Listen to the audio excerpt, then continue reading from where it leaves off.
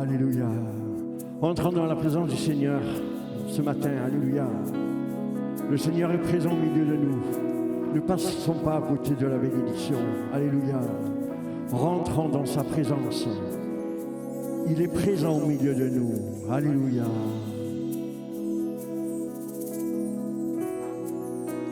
Gloire à Dieu.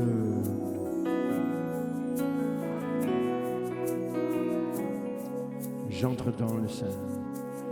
J'entre dans le sein des saints.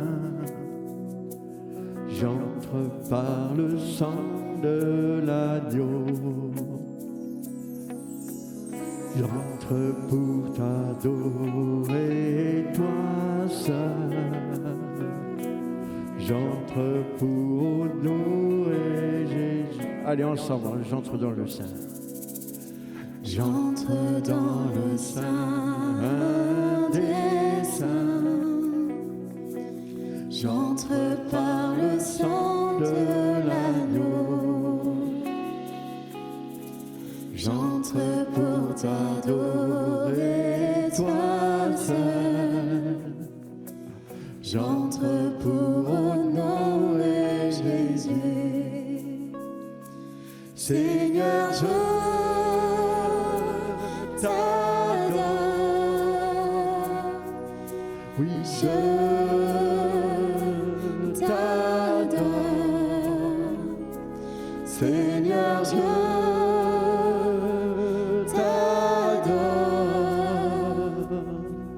oui, je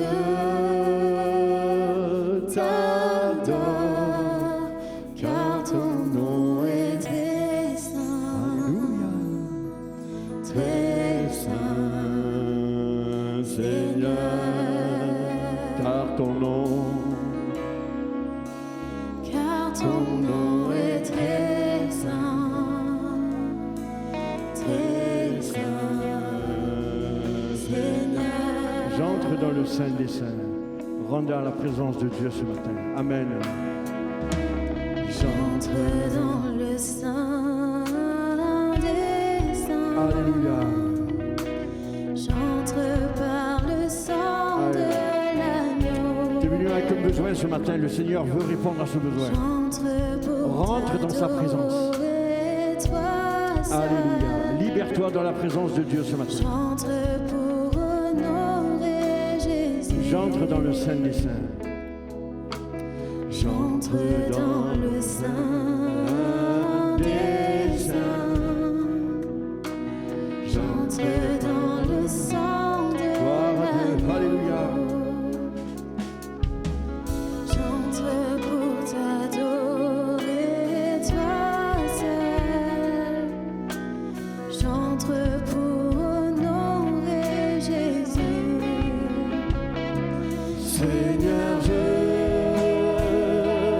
t'adore. Oui, je t'adore. Seigneur, je t'adore. Oui, je t'adore. Car ton nom est très saint. Très saint, Seigneur.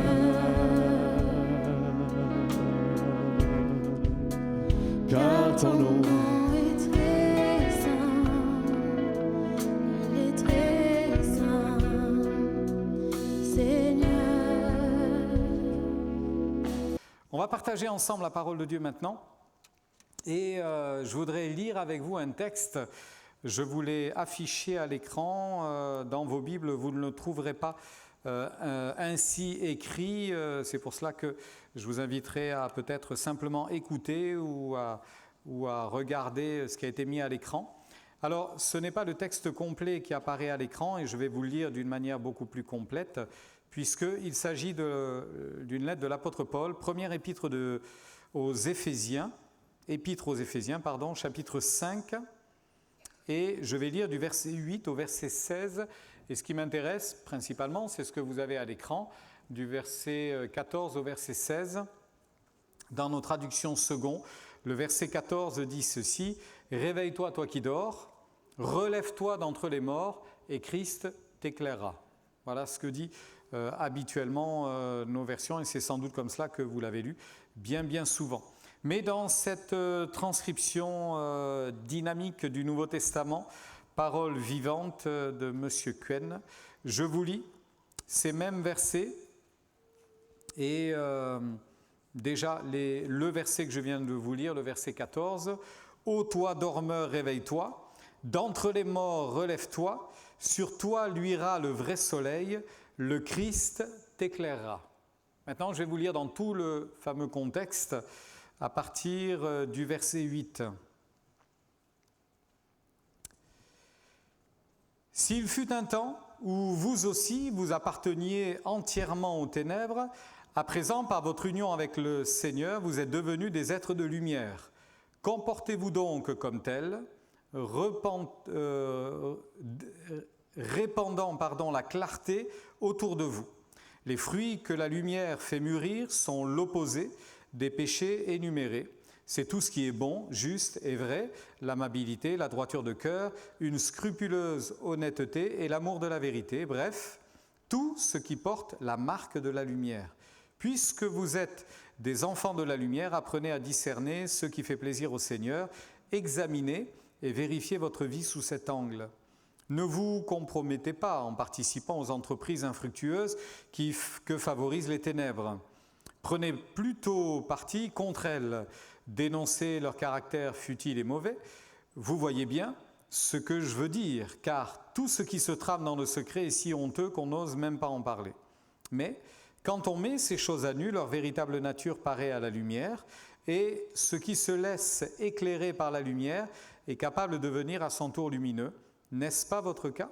Comme il est dit dans un cantique, « Ô toi, dormeur, réveille-toi, d'entre les morts, relève-toi, sur toi luira le vrai soleil, le Christ t'éclairera. » Veillez donc avec un soin tout particulier à votre manière de vivre, agissez avec la conscience de votre responsabilité, ne vivez pas au jour le jour, sans penser à plus loin, comme ceux qui ne connaissent pas le vrai sens de la vie. Comportez-vous en gens avisés qui se rendent compte en quel temps critique nous vivons et savent tirer le meilleur parti de la période présente. Devenez maître de votre temps, profitez de toutes les occasions favorables malgré les difficultés de l'heure. Amen. Devenez maître de votre temps, profitez de toutes les occasions favorables malgré les difficultés. Comportez-vous en gens avisés qui se rendent compte en quel temps critique nous vivons et sachez tirer le meilleur parti de la période présente. Amen. Dans une autre lettre, l'apôtre Paul parlera des temps que nous vivons comme des temps difficiles. Dans sa lettre à Timothée, dans sa deuxième lettre à Timothée, il précisera ceci, je vous le cite au chapitre 3. Il dira « Sache que dans les derniers jours, il y aura des temps difficiles. » Une autre traduction rapporte le mot « Il y aura des temps féroces ». Ça semble beaucoup plus parlant, des temps féroces. Donc on imagine ce que cela peut représenter. La réalité en tout cela, c'est qu'aujourd'hui, un des plus grands défis, ce n'est pas le seul évidemment, mais un des plus grands défis de l'Église est sans doute de résister au confort. Devrais-je dire au conformisme, c'est-à-dire ne ressemblez pas au siècle présent, ne vous conformez pas aux convoitises qui nous entourent, mais derrière le conformisme, il y a un certain confort. Parce que si je rentre dans le moule, si je m'efface, si je ne marque pas trop ma différence, ma vie sera plus confortable. En certains pays, être chrétien, vous le savez très bien, c'est question de vie ou de mort, hein. Si vous êtes chrétien et que vous le manifestez, on va vous condamner à mort. Alors certains ont préféré faire comme s'ils ne l'étaient pas, montrer une apparence qui soit plutôt transparente pour un peu plus de confort, pour ne serait-ce qu'avoir un projet d'avenir. Après, évidemment, c'est tellement compliqué de réagir et de penser à des situations comme ça qu'on ne va certainement pas se permettre de juger, quoi qu'il soit, dans des situations comme cela. Sauf que les jours sont mauvais. Et l'apôtre Paul dit « Soyez prudents et intelligents ». Ça, on est tous capables de l'être. prudent et intelligent. On est tous capables de regarder le danger, de voir un danger arriver et de s'en prémunir. Même si on ne le voit pas arriver, on va se faire avoir une fois. Mais après, on fera attention.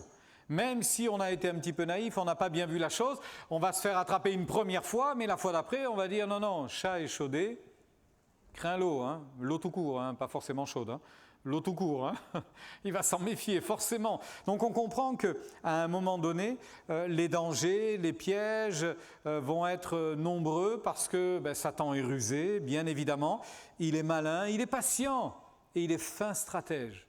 Je suis surpris de la remarque qu'a fait Satan en laissant Jésus après l'avoir tenté 3 fois dans le désert. Vous connaissez sans doute ce texte, Matthieu nous rapporte l'événement et l'évangile de Luc également. Il est bien précisé que par 3 fois, le diable va venir, si tu te prosternes et m'adores, si, alors. Et à chaque fois, Jésus va lui répondre, il est écrit, il va s'opposer à la tentation, il va refuser la tentation. Et le diable, qui était malin, a essayé de le piéger de la manière la plus subtile qui soit. Ça ne marchera pas. Arrière de moi, Satan, ça ne marchera pas. Le diable ne va pas réussir. Et le texte termine en disant « Il le laissa en attendant une occasion plus favorable. » Mais il ne pourra pas y avoir d'occasion plus favorable. Ce n'est pas possible. C'est le Fils de Dieu. Il a résisté à ce moment-là, il résistera tout le temps. Mais ceci doit nous interpeller tout de même. Parce que si il a quand même essayé d'amener Jésus à la faute, à combien plus forte raison avec nous, avec beaucoup de patience. Il va user de malice et de ruse, et tant qu'il pourra le faire, il va essayer de nous piéger. Il va essayer de nous piéger. Il va essayer de nous atteindre. Il va essayer de nous faire tomber. Il est patient. Il a jusqu'à la fin de notre vie pour nous faire chuter. C'est pas vrai? Jusqu'au dernier souffle, il essaiera de nous faire chuter. La réalité de l'histoire, comme dira l'apôtre Paul, la couronne de justice m'est réservée parce que j'ai gardé la foi, j'ai combattu le bon combat, j'ai achevé la course. Et nous, c'est ce qu'on veut faire. Aller jusqu'au bout, malgré les ruses et malgré les dangers et les pièges de l'adversaire. Alors, voyons, et on va le regarder maintenant, voyons comment un homme, j'ai envie de dire un pauvre innocent, parce que c'est vraiment un pauvre innocent, s'est fait piéger, et comment il a été dépouillé, mais vraiment, vraiment dépouillé de tout. Vous le reconnaissez celui-là? Parce que j'ai écrit son nom. Mais sinon, vous n'aviez pas sa photo, vous. Vous ne saviez pas à quoi il ressemblait, Lot. Mais Lot, il ressemblait à ça. Lot, un homme qui pleure. Un homme qui va sans doute pleurer assez longtemps. Je note dans la 2e épître de Pierre un texte très intéressant. On va revenir sur le texte de la Genèse et je ne vais pas trop les commenter, mais je vais quand même les lire, ces textes, parce que tout est dans le texte. Vraiment, tout est dans le texte. Mais dans la 2e épître de Pierre, il est rapporté ceci au chapitre 2 et à partir du verset 6. Alors il est question des faux docteurs, des faux enseignants, d'être vigilants, de ne pas se laisser perturber, de ne pas se laisser troubler, évidemment. Mais là, il est parlé de Dieu qui va juger les anges qui ont péché, donc les démons. Il va les précipiter dans les abîmes des ténèbres qui leur est réservé d'ailleurs pour le jugement. Et il va même préciser que les jugements de Dieu se sont déjà abattus sur la terre au moins par 2 fois. Du temps de Noé, vous vous en souvenez ça? Du temps de Noé, le déluge est tombé. Pourquoi? Quand on lit dans la Genèse au chapitre 6, les pensées des hommes étaient tournées uniquement chaque jour vers le mal. Plus rien à faire. Le jugement s'est abattu. Noé, juste prédicateur de la justice, seul avec sa famille, 8 personnes vont échapper au déluge. Et c'est comme ça que l'humanité est repartie. Quelque temps plus tard, il n'a pas fallu attendre bien longtemps, on se retrouve avec l'histoire de Sodome et Gomorrhe. Pas la peine de faire un dessin, c'est devenu proverbial. Sodome et Gomorrhe, une immoralité affolante, quelque chose d'épouvantable et de terrible, de sale, de souillé. Et nous avons le cas de cet homme Lot qui est venu habiter dans cet endroit-là. Et regardez ce que dit le texte concernant Lot. S'il a délivré, en parlant de Dieu, s'il a délivré le juste Lot, profondément attristé de la conduite de ces hommes sans frein dans leur dissolution, car ce juste, qui habitait au milieu d'eux, tourmentait journellement son âme juste à cause de ce qu'il voyait et entendait de leurs œuvres criminelles. Alors j'ai voulu m'arrêter un instant sur ce pauvre Lot. Tous les jours, il tourmente son âme à cause de ce qu'il voit et de ce qu'il entend. Et on se dit, mais mon pauvre Lot, comment tu en es arrivé à cet état-là? Comment tu en es arrivé à cette situation-là? Qu'est-ce qui a fait? Qu'est-ce qui a été provoqué en toi? C'est quoi le mécanisme qui a fait que tu t'es trouvé dans cette situation et que maintenant tu pleures jour et nuit? La volonté de Dieu, ce n'est pas que nous pleurions jour et nuit, frères et sœurs. Certainement pas. La volonté de Dieu, ce n'est pas non plus que nous ayons une vie sans épreuve, parce que ça n'arrivera pas. Malheureusement, c'est ainsi. Satan vous a réclamé pour vous cribler comme du froment, dira Jésus à Pierre notamment, mais j'ai prié afin que ta foi ne défaille pas. Donc les épreuves seront là, et souvenez-vous de cela, le diable est patient, il est rusé, il est tenace, il ne changera jamais d'avis, et tout ce qu'il essaiera de faire, c'est de vous briser, c'est de vous détruire. L'histoire de Lot, franchement au départ, c'est une histoire banale. C'est vraiment une histoire banale, rien d'exceptionnel. On le lit ensemble dans le livre de la Genèse au chapitre 13. Livre de la Genèse au chapitre 13 et au verset 1er. Genèse, verset 5, on va lire à partir du verset 5. Je vous résume les premiers versets. Il nous est dit qu'Abraham avait quitté son pays, était arrivé en pays de Canaan. Il y a eu un temps de famine, il a été en Égypte pour un temps, et là il remonte de l'Égypte vers ce pays d'adoption, d'ailleurs un pays que Dieu lui a consacré, un pays qui lui appartient. Dieu dira à Abraham, lève les yeux, regarde le ciel étoilé, c'était la nuit, tu vois toutes les étoiles, tu arrives à les compter, impossible, il y en a trop, la Voie lactée et tout le reste, il y en a beaucoup trop. Eh bien vois-tu, ta postérité sera plus nombreuse que les étoiles du ciel, et ce sera ici que tu vivras. Et regarde les grains de sable sur le sol. Eh bien ta postérité sera plus nombreuse encore que cela. Donc il y a une promesse qui est attachée à cet endroit. Donc Abraham revient à cet endroit, mais il ne revient pas seul puisqu'il avait emmené dans l'aventure son neveu Lot.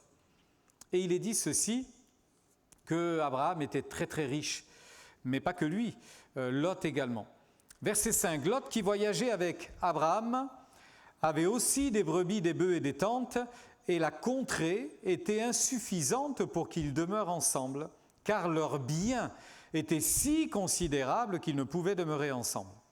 Et il y eut querelle entre les bergers des troupeaux d'Abraham et les bergers des troupeaux de Lot. Vous comprenez que Lot et Abraham ne se sont pas disputés. Ils ne sont pas disputés, eux. Ce sont leurs ouvriers qui se sont disputés, vous comprenez, pour les points d'eau.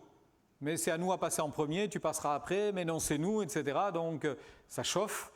Et Abraham, il va avoir une réaction intelligente. Et il va lui dire ceci, les Cananéens et les Phérésiens habitaient dans tout le pays. Abraham dit à Lot qu'il n'y ait point, je te prie, de dispute entre moi et toi, ni entre mes bergers et tes bergers, car nous sommes frères. Tout le pays n'est-il pas devant toi? Sépare-toi donc de moi. Si tu vas à gauche, j'irai à droite. Si tu vas à droite, j'irai à gauche. Lot leva les yeux et vit toute la plaine du Jourdain qui était entièrement arrosée, avant que l'Éternel eût détruit Sodome et Gomorrhe. C'était jusqu'à Tsoar, c'est le nom d'une ville, comme un jardin de l'Éternel, comme le pays d'Égypte.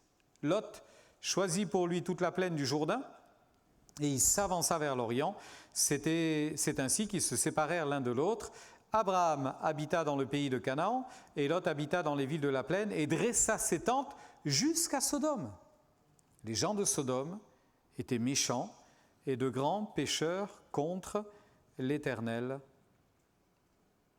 J'arrive pas à dire Amen. C'est compliqué de dire Amen après ça.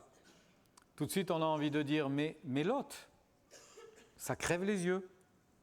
Tout de suite, tu t'en rends compte. Tu ne pouvais pas savoir tant que tu étais dans la montagne. Maintenant que tu es descendu, tu t'en approches et regarde. Bizarre, c'est bizarre. C'est une histoire banale en fait. Une histoire banale de quelqu'un qui a dû faire un choix. Et on est tous amenés à faire des choix, un jour ou l'autre, et plus qu'un jour. Tous les jours de notre vie, on fait des choix. Et il va devoir s'assumer, en fait, et ne plus vivre dans l'ombre de son oncle. Parce que quelque part, c'était plutôt sécurisant. C'est le tonton qui décide de tout. On part, on reste, on va à gauche, on va à gauche, on va à droite, on va à gauche. Lui, il suit. Vie par procuration, c'est toujours agréable. Tant qu'on ne se sent pas dominé ou écrasé. Finalement, si c'est les autres qui prennent les décisions, c'est jamais de ma faute si la décision n'est pas bonne. Mais à un moment donné, il faut s'assumer quand même. À un moment donné, il faut s'assumer. Et donc, Abraham est grand seigneur, on peut le dire comme ça, parce qu'il va dire à son neveu, tu choisis. Si tu choisis la gauche, je vais à droite. Si tu choisis à droite, je vais à gauche. Comprenez par là, on est plutôt dans les collines. On n'est pas dans la plaine. La plaine, d'ailleurs, elle est arrosée par le fameux Jourdain. D'ailleurs, quand il fait référence à l'Égypte, ça ressemble à l'Égypte, ils en reviennent de l'Égypte.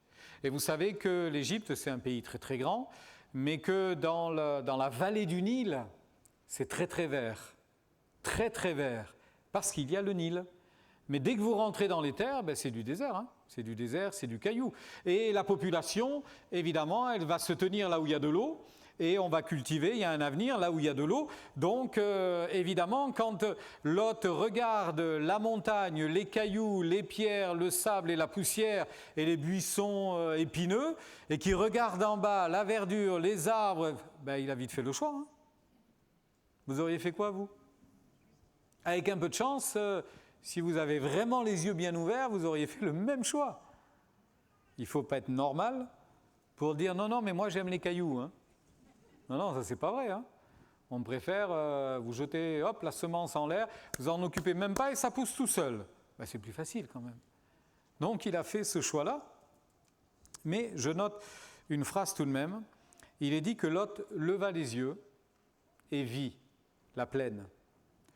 En fait, il a levé les yeux, mais sans doute pas assez haut quand même. Il aurait dû les lever un peu plus haut. Parce qu'avant de faire un choix comme ça, il aurait pu demander à Dieu quel était son avis. Croyez pas? Ça aurait été bien. C'est toujours bien, on vous le dit très souvent d'ailleurs. C'est toujours bien de demander à Dieu son avis avant de faire. Si vous avez décidé quelque chose, ne demandez plus à Dieu son avis. Seigneur, j'ai décidé de faire ça, alors est-ce que tu es d'accord? Je peux vous garantir, sans être prophète, qu'il va toujours vous dire oui. Parce que vous allez interpréter qu'il vous dit oui, parce que vous avez déjà décidé. Si vous demandez à Dieu, soyez à ce niveau-là, soyez honnête et dites j'ai pas encore décidé. Bon, j'ai pas encore décidé. Lot, lui, a même pas, semble-t-il, levé les yeux vers Dieu. Il a juste regardé ce qu'il avait vu. Et d'ailleurs, les Bibles, les traductions second traduisent mal ce qu'il est dit à ce moment-là, à cause d'un petit mot. En fait, il est dit ceci avant que l'Éternel eût détruit Sodome et Gomorrhe, c'était jusqu'à Tsoar comme un jardin de l'Éternel. Un jardin de l'Éternel. Là, on pense à Éden. Éden, Genèse, dans les premiers chapitres, où tout était luxuriant, tout était magnifique, etc. etc. Donc, en fait, le mot qui est utilisé, vous ne pouvez pas dire un, une ou le, la. Mais ça semble beaucoup plus défini comme le. Et d'ailleurs, d'autres traductions, version Darby et bien d'autres, diront le jardin. Donc il est en train de comparer Éden avec la plaine du Jourdain. Ce n'est pas comme un de ces beaux jardins, dans mon souvenir, que l'Éternel aurait pu faire. Non, la comparaison, elle est d'égal à égal. C'est exactement comme le jardin d'Éden. Là, c'est un peu exagéré quand même. Parce que dans le jardin d'Éden, c'était beau, mais aux portes du jardin d'Éden, il n'y avait pas Sodome et Gomorrhe. Il n'y avait pas Sodome et Gomorrhe. Il n'y avait pas ces gens qui étaient tordus comme on va le voir dans un moment. En fait, et ça c'est toujours un piège du diable, l'imitation. La séduction passe par l'imitation. La séduction passe par la tromperie. Comment était-il possible de comparer Sodome et l'environnement de Sodome avec le jardin d'Éden? C'est impossible de faire la comparaison. Bien lui, il a fait la comparaison. Évidemment, il a regardé ça de loin, et il va dire, c'est comme l'Égypte, c'est comme le paradis perdu, c'est comme le paradis perdu. Et donc, il y va. Et il va s'approcher dangereusement, vraiment dangereusement de Sodome. Ensuite, il a fait un choix, mais tout n'est pas perdu. Même si on a fait un mauvais choix, tout n'est pas perdu, évidemment. Tout n'est pas perdu. Sauf que il y a des signes qui devraient l'alerter quand même. Le chapitre 14, on ne va pas le lire, le chapitre 14. Donc lui, il descend avec ses troupeaux, il descend avec tous ses biens, il installe ses tentes, sauf qu'il en a beaucoup, donc petit à petit, il a tendance, plutôt que d'être dans la plaine, mais le plus loin possible de ces deux villes, Sodome et Gomorrhe, je ne sais pas pourquoi, mais il se rapproche jusqu'aux portes de la ville. Ça devait sentir pas très bon, mais il reste là. Franchement, si ça sent pas bon, moi je déménage. Hein. Vous déménagez pas, vous ? Si ça sent pas bon, vous restez pas là quand même. Ben lui, au lieu de dire non, on a planté quelques tentes ici, ça va pas, on va les mettre de l'autre côté. Autant les gens de Sodome lui auraient dit il y a un problème, et peut-être qu'il n'aurait pas été courageux en disant non, mais en fait le soleil, je préfère là-bas. Ou alors il aurait été honnête, il aurait dit ben ça sent pas très bon ici. Hein. Non, il n'a rien fait, il est resté là. Il est resté là. D'ailleurs, vous le trouvez à ce moment-là, jusqu'aux portes de Sodome. Et au chapitre 19, vous voyez que Lot est assis à la porte de Sodome. Ça veut dire qu'il fait partie à la porte des villes. Il y avait tous les anciens qui étaient là. Il fait partie, ça y est, il est dans les meubles. Hein. Il fait partie de l'environnement. Il s'est fondu dans la masse, tellement bien fondu qu'il a été dépouillé de tout, dépouillé de son âme, dépouillé de sa conscience, dépouillé de tout ce qui était encore un semblant de droiture en lui. Je vais y revenir dans un moment. Maintenant, je reste sur ces signes qui peuvent alerter. Au chapitre 14, tout d'un coup, il y a une guerre. 5 rois contre 4 autres. Et évidemment, certains rois vont faire la guerre aux rois de Sodome. Et ils vont venir les attaquer, et ils vont les vaincre, et ils vont emmener tout le monde captif, esclave. Et parmi ceux qu'on va embarquer, on embarque Lot et sa famille. Le pauvre, il est pour rien. Il n'est même pas du pays, il n'est même pas du coin, il n'est même pas de la même race.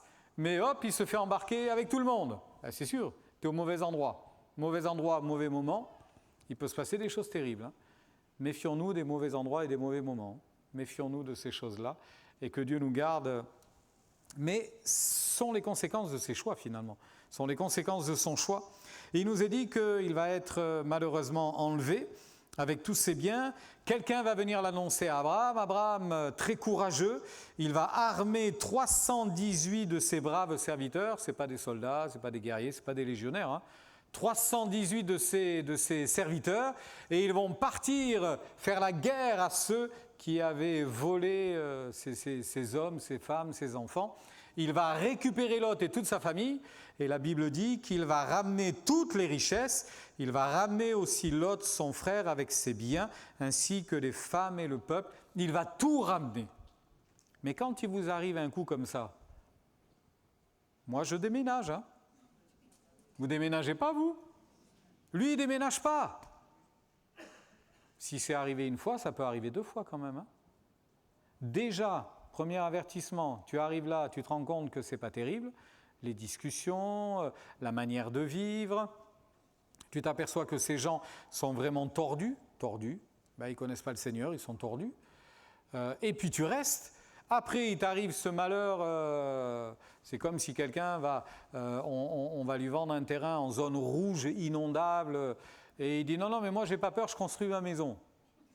Et puis la rivière déborde, ça arrive tellement aujourd'hui malheureusement, la rivière déborde, la maison elle est embarquée, il revient et il refait une maison là. Mais les gens vont dire il est fou. Forcément. Lui il revient là quoi. Il revient là. Je vous disais qu'il y a des signes qui ne trompent pas. Et pourquoi est-ce que tu retournes dans ta maison après avoir vécu ça ? Sans doute, mais là c'est juste une supposition. Je ne sais pas. Je sais pas. Je ne vais pas vous dire que quand je serai au ciel, j'irai le trouver pour lui demander pourquoi tu as fait ça. Non. Mais la vérité, c'est qu'on se pose la question et on se dit, mais est-ce qu'il n'y avait pas une forme d'assoupissement ? On s'habitue en fait aux choses. Je vous parlais tout à l'heure de confort et de conformisme. Vous vous en souvenez ? Ne vous conformez pas au siècle présent. Quelquefois, le péché qui nous paraît criant au début, un moment après, nous paraît beaucoup plus souple. Enfin, je ne sais pas, il nous atteint moins. On est moins blessé, on est moins marqué, on est moins touché par ça. C'est là que ça devient grave. C'est là que ça devient grave. Il y a des personnes, j'ai oublié le nom de cette maladie, qui ont une maladie hyper dangereuse. Ils ne ressentent pas la douleur. Vous connaissez ça, hein ? Ils ne ressentent pas la douleur, mais vraiment pas. Il y a des fois, moi j'aimerais un peu moins ressentir la douleur, la fatigue et tout ça. Ce serait bien, hein, de se dire, allez, on peut charbonner pendant 24 heures, on n'est pas fatigué. Mais il y a un revers à la médaille, c'est que le corps va s'user et puis à un moment donné, soit le cœur s'arrête, soit... C'est super dangereux ça. Il y a des gens qui ont mis leurs mains sur une plaque électrique qui était brûlante, ils ne l'ont pas senti. Ben, ils ont été brûlés au 3e degré, hein. Donc c'est sûr qu'on ne joue pas avec ça. Est-il possible que dans le cœur et dans la conscience et dans l'âme, il se passe les mêmes choses? Certainement. Il y a une forme d'assoupissement. On s'habitue aux mauvaises paroles, on s'habitue au mauvais environnement, on s'habitue aux mauvaises compagnies, on s'habitue. Même si on veut garder sa distance, et vous allez voir que la distance, vous la gardez un moment, mais ce n'est pas évident de la garder tout le temps, la distance. Hein. Ce n'est pas évident. Hein. Et là, je m'aperçois que des alertes vont se succéder. Et Lot dit, j'y suis, j'y reste, après tout, j'ai fait mon trou, j'ai pas envie de déménager, c'est fatigant les déménagements, il faut encore changer, instabilité, etc. J'ai pas trop envie de ça, tant pis, je vais essayer d'être attentif, je vais essayer de faire attention. Le danger va évoluer, parce que le danger évolue toujours. Souvenez-vous, le diable est persévérant. Il a tout son temps, il a toute votre vie devant lui. Et de temps en temps une peau de banane, et de temps en temps un caillou, et de temps en temps une tempête, et de temps en temps encore autre chose, encore autre chose, encore autre chose. À chaque fois vous évitez, à chaque fois vous esquivez, à chaque fois vous êtes debout, et vous rendez grâce à Dieu, et puis un jour vous allez lever les yeux, sans doute pas assez haut. Il y a une forme de séduction qui va s'installer, on va se faire piéger. Vous allez vous faire piéger. Ça peut arriver, d'ailleurs, c'est pas pour rien que l'apôtre Paul a dit que celui qui est debout prenne garde de ne pas tomber, hein. C'est bien ça le verset? Non, c'est pas ça le verset. Non, c'est pas ça le verset. Que celui qui croit être debout. Ah oui, ça change tout, hein. Que celui qui croit être debout prenne garde de ne pas tomber. Nous, on pense être debout et Dieu merci, on l'est. Mais même si je le suis là maintenant, il faut que je prie pour que Dieu me tienne debout dans la seconde qui vient là. Dans la seconde qui vient. Donc on est toujours dans un « je crois être debout », mais croire... le fait de croire, hein, pas l'incertitude, je doute, j'en suis pas très sûr. Non, je suis sûr d'être debout, mais pour être sûr d'être debout, tous les instants, je dis Seigneur, garde-moi debout. C'est le seul moyen, c'est le seul moyen. Donc, on voit bien que le danger est là, et la finalité, ce sera la mort. Vous connaissez ce qu'il est dit dans le livre des Proverbes? Dans le livre des Proverbes, au chapitre 7, Livre des Proverbes, chapitre 7. Dans une assemblée où on est passé, pendant longtemps, on a demandé à des frères et sœurs de commencer le culte en lisant un chapitre du livre des Proverbes. Donc ça a duré 31 dimanches, puisqu'il y a 31 chapitres. Et ils pouvaient soit le lire, soit juste mettre en avant un verset, pas spécialement le commentant, juste un mot d'encouragement s'il le voulait. Ce n'était pas nécessaire, mais l'important c'était de lire. Et puis on arrive au chapitre 7, et moi je n'avais pas regardé à l'avance ce qu'il y avait dans ce chapitre 7, et puis un frère, une sœur, peu importe, je n'ai pas ciblé, toi tu vas lire le 23, toi le 18, non, est-ce que tu peux lire? Oui. Et on arrive au chapitre 7. Et le frère ou la sœur, je ne sais plus qui c'était, vient me voir en disant « Bon, moi j'aurais préféré un autre chapitre. Hein. » J'ai dit « Pourquoi? Il y a quoi dans le chapitre ?» Eh bien, je ne sais pas trop ce que je vais dire, moi, dans le chapitre. Hein. Je vais vous le lire maintenant. « Mon fils, retiens mes paroles et garde avec toi mes préceptes. Observe mes préceptes et tu vivras. Garde mes enseignements comme la prunelle de tes yeux. Lis-les sur tes doigts. Écris-les sur les tables de ton cœur. Dis à la sagesse, tu es ma sœur, et appelle l'intelligence ton amie pour qu'elle te préserve de la femme étrangère, de l'étrangère qui emploie des paroles doucereuses. J'étais à la fenêtre de ma maison, et je regardais à travers mon treillis. J'aperçus parmi les stupides, je remarquai parmi les jeunes gens un garçon dépourvu de sens. Il passait dans la rue, près de l'angle où se tenait une de ces étrangères, prostituées. Et il se dirigeait lentement du côté de sa demeure. C'était au crépuscule, pendant la soirée, au milieu de la nuit et de l'obscurité. Et voici, il fut abordé par une femme, ayant la mise d'une prostituée et la ruse dans le cœur. Elle était bruyante et rétive. Ses pieds ne restaient point dans sa maison. tantôt dans la rue, tantôt sur les places, près de tous les angles, et elle était aux aguets. Elle le saisit et l'embrassa, et d'un air effronté lui dit « Je devais un sacrifice d'action de grâce à l'Éternel. » Waouh. Aujourd'hui, j'ai accompli mes vœux. C'est pourquoi je suis sorti au-devant de toi pour te chercher, je t'ai trouvé. J'ai orné mon lit de couverture de tapis de fil d'Égypte. J'ai parfumé mon lit de myrrhe d'aloès et de cinnamome. Viens, enivrons-nous d'amour jusqu'au matin. Livrons-nous joyeusement à la volupté, car mon mari n'est pas à la maison. Il est parti pour un voyage lointain. Il a pris avec lui le sac de l'argent. Il ne reviendra à la maison qu'à la nouvelle lune. Elle le séduisit à force de paroles. Elle l'entraîna par ses lèvres doucereuses. Il se mit tout à coup à la suivre, comme le bœuf qui va à la boucherie, comme un fou qu'on lie pour le châtier, jusqu'à ce qu'une flèche lui perce le foie, comme l'oiseau qui se précipite dans le filet, sans savoir que c'est au prix de sa vie. Et maintenant, mes fils, écoutez-moi et soyez attentifs aux paroles de ma bouche, que ton cœur ne se détourne pas vers les voies d'une telle femme, ne t'égare pas dans ses sentiers, car elle a fait tomber beaucoup de victimes, et ils sont nombreux tous ceux qu'elle a tués. Sa maison, c'est le chemin du séjour des morts, il descend vers les demeures de la mort. Lot, si tu restes là, tu joues ta vie,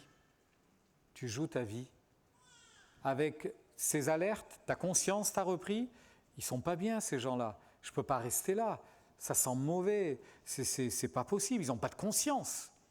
Après, tu te fais kidnapper, on t'embarque, tu reviens, c'est miraculeux que ton oncle ait réussi à te récupérer, tu retournes au même endroit, mais c'est risqué quand même, c'est risqué.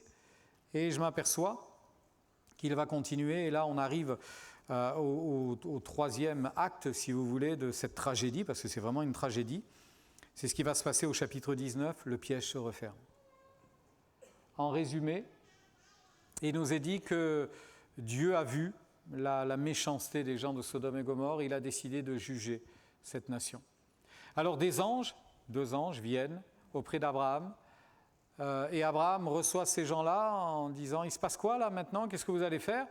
Et ils vont dire « Est-ce qu'on va cacher à Abraham ce qu'on va faire? On va descendre à Sodome, on va regarder ce qui se passe dans cette ville, et si c'est vraiment comme on le croit, comme on le sait, le feu du ciel va tomber, va détruire tous ses habitants. » Et là, instantanément, Abraham pense à Lot, il pense à son neveu, et il va y avoir une négociation, mais il y a peut-être 50 justes. Loin de toi de tuer les justes avec les injustes, c'est pas possible.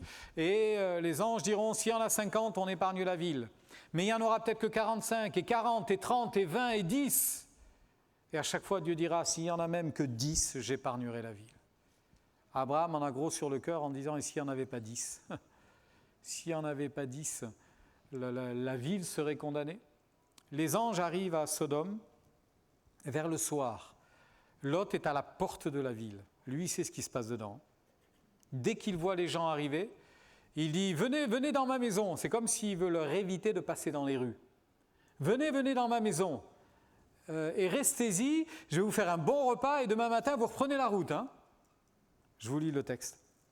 « Voici mes seigneurs, entrez, je vous prie, dans ma maison de votre serviteur, passez-y la nuit, lavez-vous les pieds, vous vous lèverez de bon matin, et vous poursuivrez votre route. » Non, répondirent-ils, nous passerons la nuit dans la rue.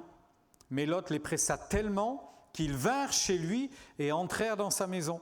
Il leur donna un festin, ils fit cuire des pains sans levain et ils mangèrent.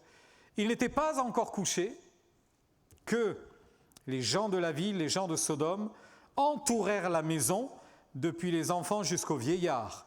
Toute la population était accourue. Ils appelèrent Lot et lui dirent « Où sont les hommes qui sont entrés chez toi cette nuit ? Fais-les sortir vers nous pour que nous les connaissions. » Version très soft de Monsieur Second. « Fais-les sortir afin que nous les violons. » Ils veulent les violer. C'est ça qu'ils veulent faire. Et il a bien compris, hein. Lot sortit vers eux à l'entrée de la maison et ferma la porte derrière lui et dit « Mes frères !» Tes frères. Maintenant, tu vas comprendre que ce n'est pas tes frères. Là, tu vas vraiment comprendre que ce n'est vraiment pas tes frères. « Mes frères, je vous prie, ne faites pas le mal.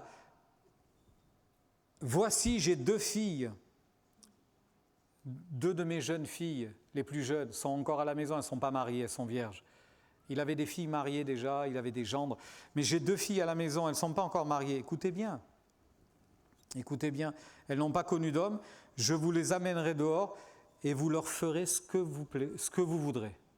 Mais je ne peux même pas l'imaginer.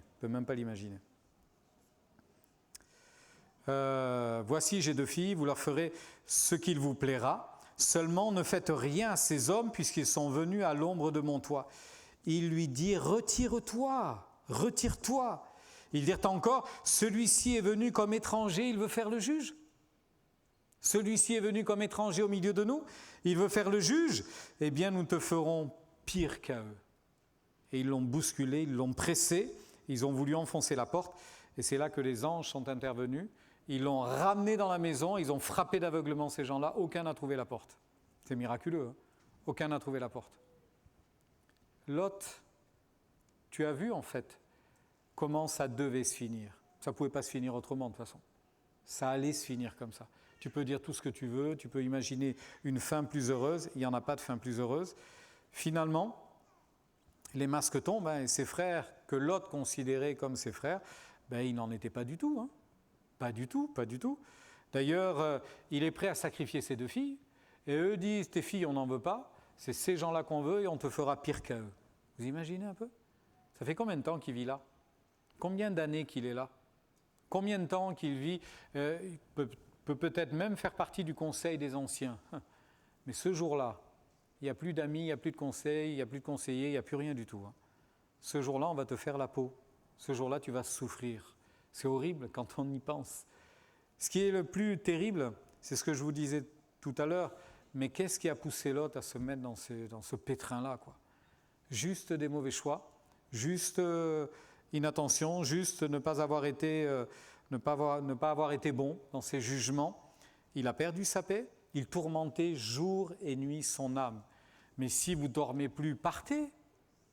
Si vous ne dormez plus, fuyez. D'ailleurs, l'apôtre Paul dira, fuyez l'impudicité.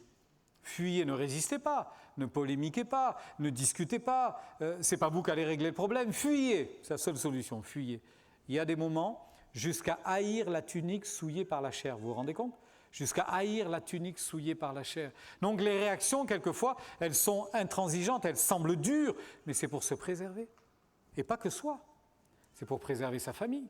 Parce que là, ça faisait longtemps qu'il avait perdu sa paix, il vient de perdre sa conscience, et il va perdre son âme. Là, il va tout perdre. Quelle folie d'en arriver jusque-là. En fait, il n'avait plus aucune solution, à moins que la grâce de Dieu n'intervienne. Et je terminerai avec ça. La grâce de Dieu, c'est toujours notre secours, n'est-ce pas? La grâce de Dieu, c'est toujours la solution. C'est toujours la bonne solution. Les anges font rentrer Lot dans la maison et ils vont lui dire, qu'est-ce que tu as ici? Allez, rassemble tes affaires, fuyez hors de la ville, le jugement va s'abattre, mais vous serez épargnés. C'est ça la grâce, hein? Franchement, après tant d'erreurs, après tant de tergiversations, après tant de mauvais choix, jusqu'à cette dernière offense qui est pire que les autres, mais il méritait le jugement lui aussi. Mais Dieu dira non, pas de jugement, la grâce pour toi. La grâce, tu vas pouvoir t'en sortir. Et je bénis Dieu pour cela, parce que Dieu va user d'autorité, va user de patience, et va user également de beaucoup de fermeté. Et il nous est dit que tout ça, ça va durer toute la nuit. Hein. Et le matin, dès l'aube du jour, les anges insistèrent auprès de Lot en disant « Lève-toi, prends ta femme et tes 2 filles qui se trouvent ici, de peur que tu ne périsses dans les ruines de la ville. » Et comme il tardait, les hommes le saisirent par la main, lui, sa femme et ses 2 filles, car l'Éternel voulait l'épargner, et ils l'emmenèrent et le laissèrent hors de la ville. Ils l'ont pris comme ça, ils l'ont jeté dehors en disant « Mais fuis maintenant !» Pourquoi il avait du mal à partir? Parce qu'il va parler à ses gendres. Je vous ai parlé de filles mariées. Vite, il faut qu'on parte. Un malheur va s'abattre sur la ville dans quelques minutes, dans quelques heures. Les gendres vont le regarder en rigolant. Ils vont dire, mais qu'est-ce que tu nous racontes? Ça ne va jamais arriver, ça. Aux yeux de ces gendres, il parut plaisanter. Ce qui fait que les gendres mariés aux filles, il va perdre tout ce pan de la famille. Là, en un instant. Parce que les filles mariées, elles vont rester avec leur mari.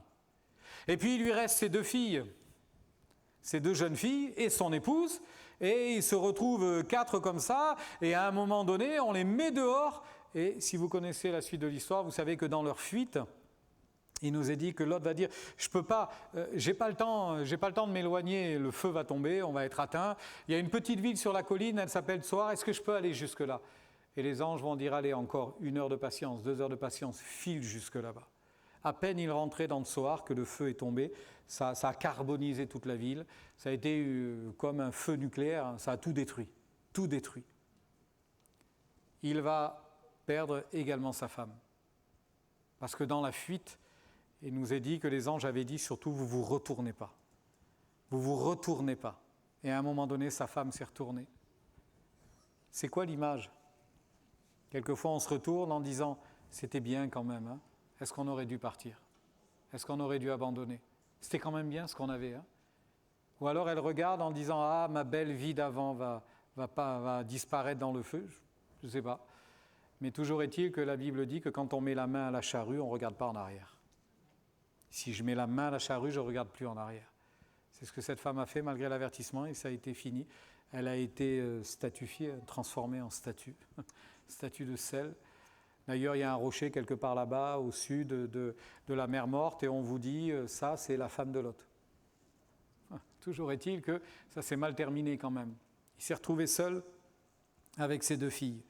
La grâce est là, Dieu a usé d'autorité, Lot va survivre, mais les filles ont quand même conservé des lacunes troublantes.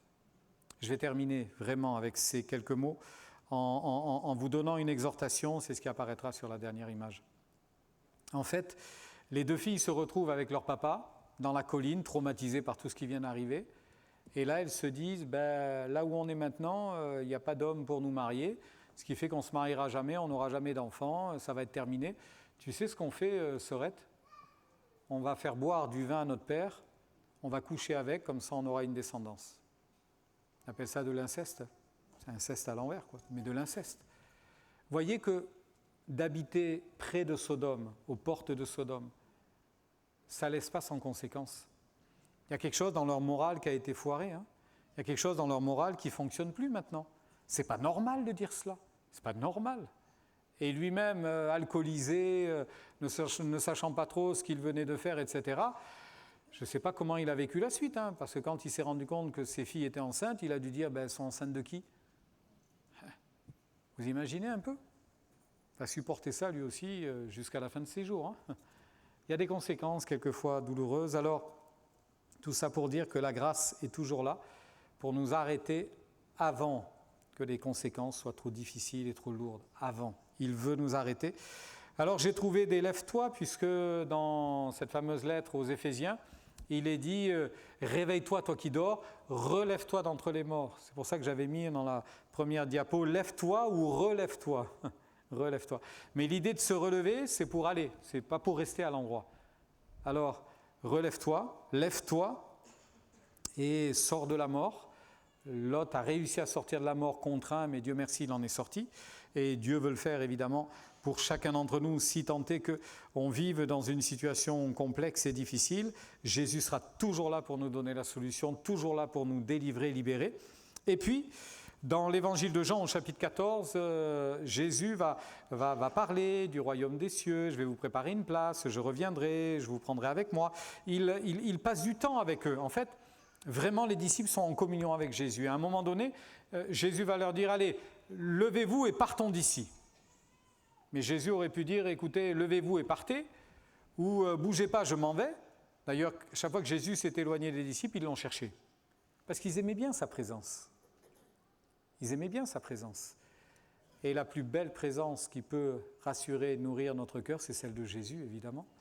Alors, j'ai envie de vous dire, levez-vous de là où vous êtes, si la présence de Jésus n'y est pas, et retournez vers Jésus, allez goûter à sa communion et profitez de cette communion. Souvenez-vous de comment c'était il y a 3 mois, 6 mois, 1 an, si c'était mieux. Dans votre marche avec Dieu, si c'était plus embrasé, plus enflammé, eh bien retournez à ce point de départ et allez-y, foncez. Et le Seigneur vous accompagnera et vous bénira. Et puis le dernier mot, c'est tiré d'un miracle. On descend à Jésus un infirme, impotent, qui est malade, qui est paralysé. 4 hommes le descendent dans une maison Jésus va s'adresser à cet homme et il va lui dire « tes péchés sont pardonnés », ce qui va offusquer tout le monde. Ce à quoi Jésus dira « il est sans doute plus facile de dire « tes péchés sont pardonnés » ou « lève-toi et marche ». Tes péchés sont pardonnés, personne ne le voit. Lève-toi et marche, ça peut se voir. Eh bien, Jésus s'est adressé au paralysé, il lui a dit « lève-toi et marche ». Et j'ai envie de vous dire, lève-toi, sors de la mort, lève-toi, suis Jésus, lève-toi, marche comme un disciple. Reprends ta marche de disciple, reprends ta marche avec le Seigneur. Et s'il faut lever les yeux pour faire un choix, qu'en levant les yeux et en faisant ce choix, ça t'amène au-delà, vraiment au-delà de ce jardin, le jardin de l'Éternel, comme le jardin de l'Éternel ou le pays d'Égypte, mais que les yeux se lèvent un peu plus haut pour dire « Seigneur, je fais quoi maintenant ? Aide-moi et conduis-moi » et le Seigneur le fera. Amen.